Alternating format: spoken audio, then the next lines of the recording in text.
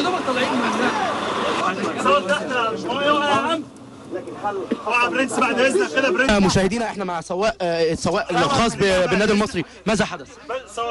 احنا خارجين من الفندق، ويا دوبك الجماعه بتوع الشرطه طالعين، احنا بنلف الباص ماشي صور، ويا دوبك بنعدي ولقينا ضرب الطوب اشتغل. تمام. ده من جمهور نادي الزمالك.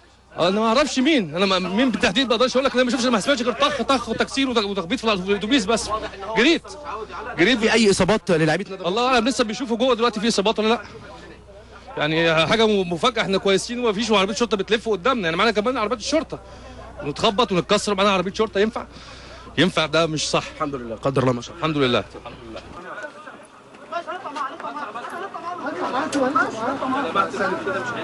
استنى وسطى، يلا يا برنس. ماشي بس الناس ثواني. اطلع عشان غندر، اطلع عشان غندر. تعالى غندر، تعالى.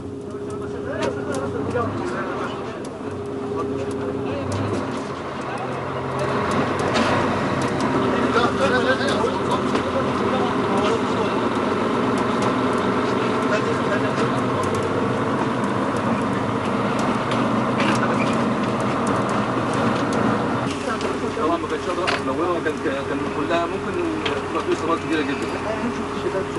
حضرتك ما تشوفش حد، لان اصلا في شجر على اليمين مش بتشوف حد. خد بالك، وبعدين انت اصلا ماشي مش في الجوان، انت في الموضوع دلوقتي مين يتعور مين ما يتعورش.